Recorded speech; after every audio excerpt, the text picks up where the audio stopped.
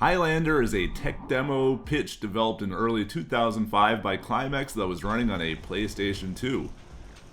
While the tech demo was running on Sony's platform, it was primarily intended for the Xenon, which was the Xbox 360's codename, the PS3, and high-end PCs, as they put it. With those console platforms still a while off, the PS2 was used as a stand-in for their prototyping. It is important to note that this is different than the game later announced in 2008 by Eidos Interactive and Widescreen Games, which was also cancelled. There can be only one. Actual prototyping was slated to last 6 months, from the very end of January 2005 through the end of July 2005. These tech demos were made, or at least put together, in early February 2005, showing that it was quite early in the process. The demo shares assets with another demo they created based on the Witchblade property, but that is a story for another day.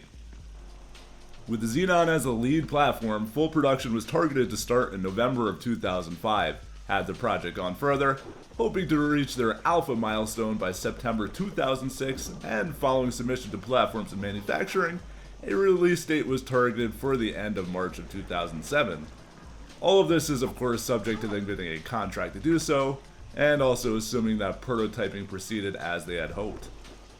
An earlier version of some game development documentation listed the PlayStation 2 as a possible platform in itself, with a possible release by the end of September of 2006, but within that few months they were working on this project, it had been dropped. Highlander, the Methuselah Stone, was to be an action-adventure game that took the player and their singular character through centuries of time, meeting and losing friends, all while knowing that all but one must fall. The game's description was as follows. As the Highlander, you must scour the centuries searching for the lost fragments of the Methuselah Stone. To mortals that possess these fragments, they grant extended life, but the immortal that gathers all of the pieces together will be gifted a tenfold increase in their power. The stone itself was a plot point in Highlander the series, with the stone being assembled at least for a short period of time.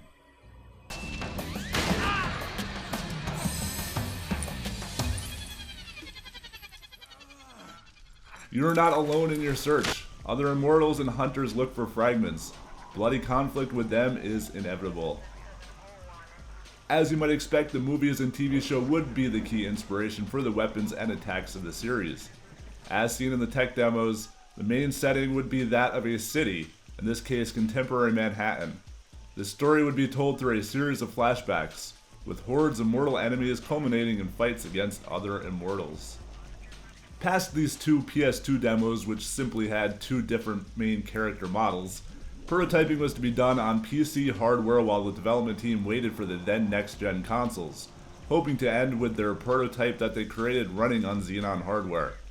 By the end of the second prototype milestone at the end of March of 2005, the team would review progress and decide whether or not the project was worth pursuing further. Had the game gone into full production, Mark Simmons would be the lead producer on the game, with Damien Hosen serving as the lead designer, with James Lane and Sam Barlow serving as other designers on the project. Fans of Silent Hill should recognize at least some of these names, with many of the team members going on to make Silent Hill's Shattered Memories and Silent Hill Origins. Alright, so here's where I admit I fudged the details at the beginning of the video just a little bit. While I said that this game is different than the Eidos 2008 Highlander game, and that is mostly true, there is a link that is worth mentioning. In the development of this prototype of Highlander, the team at Climax would be working with the group called Psy Games Limited, another UK-based development company that held the rights to the Highlander game series. Psy Games had announced in 2004 that they were working with Davis Panzer Production on a Highlander game, but no development studio was announced.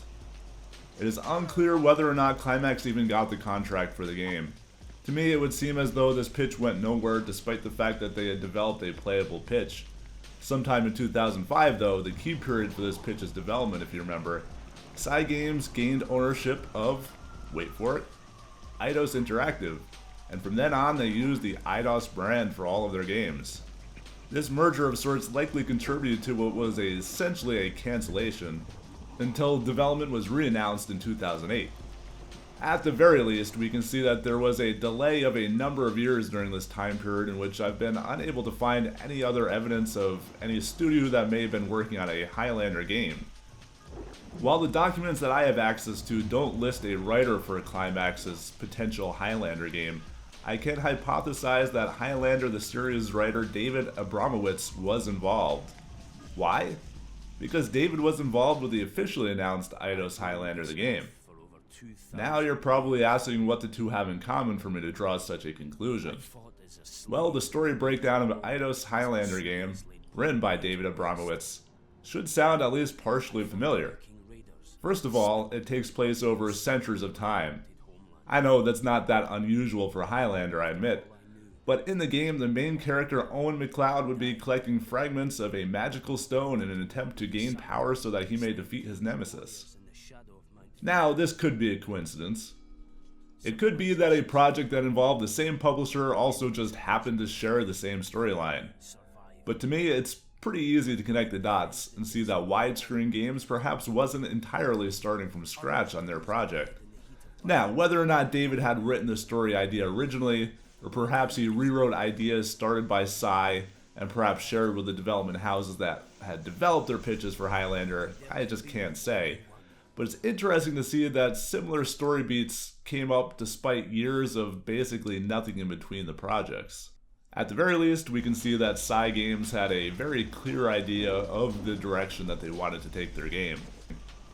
I do want to highlight two new supporters to our Patreon campaign, Aaron and Neaton. I think that's how you say it anyway. As always, I never know how to pronounce your names. Thank you so much for your continued support of P2P Online on Patreon, because videos like this simply wouldn't be possible without your support. In another interesting turn of events, Square Enix announced in February of 2009 that they were taking over Eidos, and thus Psy Games. Following the Highlander the game announcement by Eidos in 2008, next to nothing was shown of the game until official word of its cancellation came in December of 2010. It could be that the merger contributed once again to the issues in Highlander's development, but that too, I'm sure, is a story for another day. And with that, the fourth unreleased game of 2017 has been revealed. With the potentially huge links between this pitch and the later Highlander game, I simply don't think that this will be the only one of these videos that you'll ever see on Highlander. Do subscribe to keep up to date with all the game graveyard that I keep digging up. Like and share this video, and until next time, thanks for watching.